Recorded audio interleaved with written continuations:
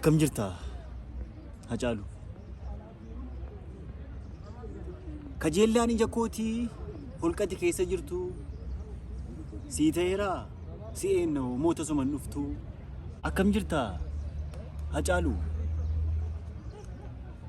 Ribi dhukkubbii keenya bishaan yaasee kulkulee dhugaa dhabee bubbulee boorataan dhugaa akka kee Oromiyaa taasisee balbala banaa bulee. Akkam jirta Hacaalu? Akkam jirta Hacaalu? Fira miiliyoonota guddaa amma jette geessu bakka rabnee kaanutti akka waqaamaadhaa si dhabuun kan nu weerarsu. Akkam jirta Hacaalu? Lataafi Aboomaa Oromiyaa irraa.